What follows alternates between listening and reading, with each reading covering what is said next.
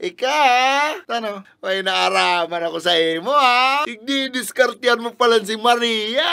Ay mo kay, saan mo naman nahagilap yan? Matindi ang karibal mo duman pa di kay Maria. Si Jacob, kay mismatch ka duman na maray pa di. Kumbaga sa bulang, liyamado siya, dihado ka. Bogay, baka magsayang ka sana dyan pa din ng oras, ng kwarta, ng effort. Ay, bogay na si Jacob versus Ika. Ako pa di, barkada mo ko. Masabi ako din sa imo nito to, okay lang. Okay lang. Dahil ka na duman pa di. Dahil ka na duman kay Maria pa di. Bogay, alanganin ang posisyon mo duman. Inot na inot, gwapo si Jacob. Di, hamak na mas gwapo pa di. Ika, gwapo ka man, pero may dikit na side effect. Bogay, lamango na maray sa imo pa di.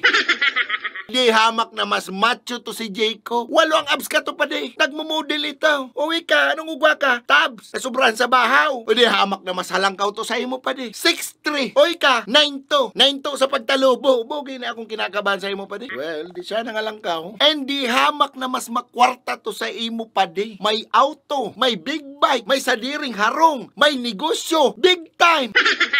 Uy ka, tambay, maing trabaho. Anong laban mo duman pa di? Sa iling mo mas pipiliung ka ni Maria kaysa sa iya. Saka di mga bagay ni Maria pa di. Pag naging magbata ka mo, garo ka mo itong cartoons na Beauty and the Beast, Beauty and the Crocodile.